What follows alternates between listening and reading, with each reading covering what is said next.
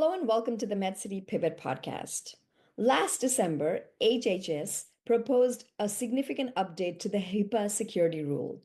To discuss that proposed update and how it'll affect providers, I am speaking with Brian Merlat, Chief Regional Officer at CyXcel, a business advisory firm focusing on cybersecurity. Welcome, Brian, to the MedCity Pivot podcast. Thank you for having me. Appreciate it. So, you've been sort of an IT and cybersecurity expert now for, 2 decades, well over 2 decades. So, how would you say the threat landscape has changed in healthcare from the early part of your career to now? Oh boy, it's changed greatly. With so many different technologies now that are found in the healthcare industry, I've worked for multiple companies that actually created healthcare solutions. Security is, originally was not really a part of those technologies, but now it's a critical function of them. And when you look at them, so many of the types of incidents that you see in other organizations like ransomware or denial of service attacks, we see those in healthcare industry as well, but they have a much different impact. We see such as ransomware, where in the financial industry, okay, ransomware or it may have an impact on people's money.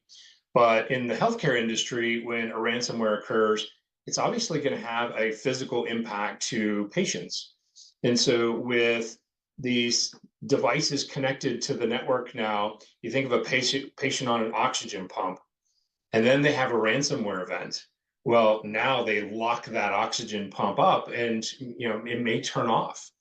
So, what is the impact to the patient at that point? Or, we see denial of service attacks with telemedicine becoming a very common thing today.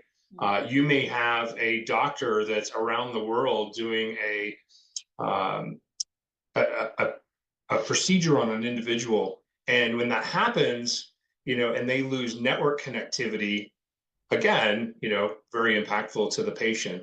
So we're seeing a lot of change around the world, with how different companies are actually taking care of and adding more security capabilities to their technologies. These two examples that you shared, they're chilling.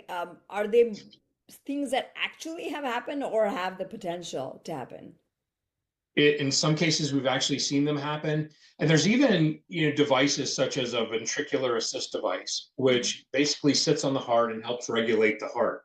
That's right. Well, that technology has existed for years now, Mhm. and there has actually been an incident where a hacker, a bad actor, accessed the device. It's a box that Bluetooths to that VAD or ventricular assist device, Mhm. and it regulates the rate of the heart pumping. And so when the bad actor got in, they were actually able to raise and speed up how fast the heart pumped, so much that the patient died. Oh my So goodness. so there's really real world impacts to these devices and what bad actors can do to them. But this kind of circles back around to, when you look at, what's the real impact to maybe a bad actor getting access to a hospital and their patient data, their EPHI or electronic public health information. It's really impactful because, as I mentioned with that VAD device, the bad actor may not have known about that if they didn't first have gained access to the patient's records and found out that they had the device implemented into their body. Right. So there's a lot of things that all come back to how are we protecting that patient data. It's shocking, really. We have a conference called MedCity Invest, and we had a top official from the Cybersecurity and Infrastructure Administration attend that conference and talk to us about how the one of the biggest changes, and this is not just in healthcare but across industries, in terms of the magnitude of the threat, is that nation states are getting involved in sort of funding the bad actors.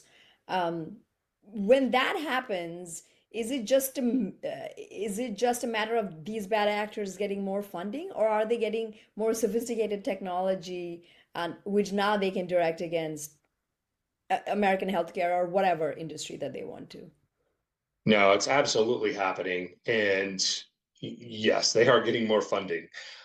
So, you think of Russia, China, North Korea, house some of the most harmful hackers in the world. And, these countries aren't just using these nation state actors for financial gain, but they're also in attempts to harm the US citizens, put fear into them. Right. And, by actually attacking healthcare organizations, that's exactly what it comes down to is, if I can't trust that when I go into a hospital, I'm going to be safe and they're going to treat me appropriately. And bad actors are not going to impact some of the information that is housed there or some of the technologies that are housed within those hospitals. Then do I want to go to the hospital? So it really puts in the minds of a patient of, do I really trust my hospital? And when you've got countries like Russia, China, North Korea in many cases, even here recently with Bybit, you know, they're attacking whatever they can. Mm. Now, the difference is, what can they get? Sometimes they can get intellectual property, sometimes they can do it for financial gain. But in many cases, when it's nation state, and you can even Google, you'll see a China military group. They're all in military uniform, but they're sitting at computers hacking, and they're hitting countries in Europe and America to really impact our society. Interesting. Now, obviously, this means there's a great onus on healthcare organizations to, protect patient data. And I think there was and hopefully you'll inform me a little bit more about it, but roughly as a layman, what I realized was there was a new update on HIPAA, where the federal government is essentially saying that encryption is no longer optional. You need to protect healthcare data, PHI, patient health information, at rest during transfer. And if you don't comply, there will be penalties. So, first of all, if you can talk to me a little bit about what the actual requirements are, and then we'll go into compliance. Yeah, absolutely. So, and this is where there's a change to the HIPAA security rule, and the change isn't final yet. So we're still waiting for that final version. Okay. But what it talks about is protection of data both in transit and at rest. Hmm. There's many other regulations for other different industries that require this already. So it's kind of ironic that the healthcare industry is finally starting to catch up in some of these areas. Right. But it's really important to protect both in transit and at rest. Hmm. So when data is moving around, bad actors can actually capture that data while it's out in the wild. So if it's not encrypted, they can actually see that data very simply. Right. Well, same thing if they get into systems within a healthcare organization and that data is just sitting there in a database or somewhere where a user or a bad actor can access it, then it's again unencrypted and they can see that data very readily. Where if in each of those cases I'm actually encrypting the data, the likelihood that they're actually going to get access to and be able to see that data is very low. Right. So it's really important that they do encrypt data. And are providers ready uh, for this level of compliance, assuming that this becomes from, proposal to actual, an actual final rule? I would have to say yes and no. So there's a lot of aspects of the new security rule that would go into effect, and they make it more mandatory than more of a recommendation. Okay. So that's going to really change how healthcare providers look at their security programs and actually deliver protections for their patients. Now, are they ready to comply? Yes and no. In some cases, yes, the large organizations, they have large teams. Hmm. They haven't, the funding and the investment to be able to do that. Right. Some of the smaller organizations, when you talk about home health care and, small patient facilities, they may not have those teams to actually deliver those security controls. So it's going to be a lot more difficult. Hmm. Now, what are the penalties of not meeting those requirements? Is, financial. Obviously, there's, whether it's from hundreds to millions, multi-millions of dollars Wow. per data loss or per record loss. So it could be financially very impactful to an organization. Hmm. But if if they can actually prove negligence against your ability or that you didn't try to meet security controls as required, there could also be jail time. So there's actually true impact not only just to the organization but also to the individuals that run those organizations. It sounds like there's some real teeth into this proposal. Should it become like a final rule? Uh, is it just providers, or many healthcare entities can be subject to this final rule? Any healthcare industry. So if you're holding EPHI, electronic public health information, Right. so patient data, Yes. if you're holding that information, you are responsible for meeting the regulation of HIPAA. So Oh, okay. when So that that could be. happens, I'm I'm sorry. sorry. I'm interrupting in a for just to dig deeper into that. If it's any entity, then it could be payer, provider, third party administrator, digital health company, anyone in the chain, right? Yep. Wow. From manufacturer to distribution, anybody that holds the PHI. EPHI. Yeah. Yep. Okay. Sorry. Continue with your thought. No, so this is where it's becoming more impactful, and this is I think we're seeing that CISOs in many organizations, going back to even Uber, where their chief security officer actually got found guilty due to negligence. I think we're seeing that across more industries, and there's more concern these days by some of the security leaders of what is the impact to me, and so they're very risk conscious, understanding what the risks are, how do we mitigate those risks, where are bad actors trying to access our data and our systems, what are they trying to take, and really focusing on putting the right security controls in to not only protect but also to detect. So if a bad actor does get in, what do we do, how do we react and respond very quickly to make sure we get that bad actor out. What kind of resources are out there for providers to be able to,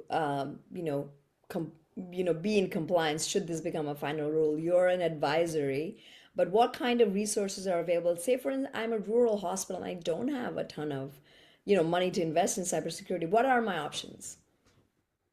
Yeah, your options are, one, you can hire resources in. That becomes very expensive very quickly. There's a lot of managed service providers out there, and many of them will actually manage your EPHI data even, Okay. and become a partner to you. So that is a really good option. Other options are cloud-based services. Sometimes they're more expensive, sometimes they're less expensive. It depends on how you're using them and what you're using them for. Mm-hmm. But there's multiple options out there, and so this is where I think these healthcare organizations really need to take a step back, Mm-hmm. look at their infrastructure, what are they trying to accomplish, and then put the right controls in place. I find that we do have frameworks out there. There's NIST, there's ISO. Many organizations go out and they run to those frameworks, and they just say, okay, well, I need to buy every tool that's in that framework. Well, maybe not. Right. So it's really every organization's a little bit different. So you have to find somebody who can advise you and guide you in the right direction to where you're not overspending, Right. but at the same time you're meeting the compliance requirements. So I'm going to ask you to speculate a little bit as my final question. Hospitals, especially rural hospitals, are on a really tight budget. They're barely making ends meet.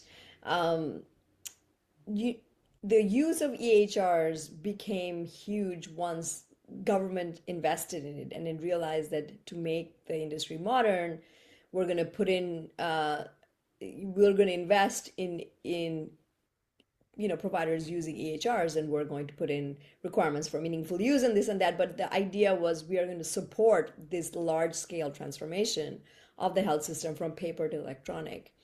Given that cybersecurity is now a national security issue, do you think that there is a rationale for government getting more involved, and instead of just doing the enforcement, providing some of the financial investment in having uniform standards across the board in healthcare? I think it would be helpful for a lot of organizations. Now, if the government were to do this, I think there needs to be some checks and balances. Hmm. We need to identify what are the requirements and what are the controls that they're actually going to fund and pay for. And we need some validation on the back end of it as well. Was the money used in the right way? Did they deploy the right controls? Did they actually put the correct protections in place to secure customer data to protect those healthcare devices? So, so I think it's a good idea. Hmm. I think it's kind of what we look to our government for is really to protect us. And so this is one way that they can do that. We've seen bailouts of banks. Right. So, in some cases, maybe this is the bailout of the healthcare industry to really get them up to speed from a security perspective. Absolutely.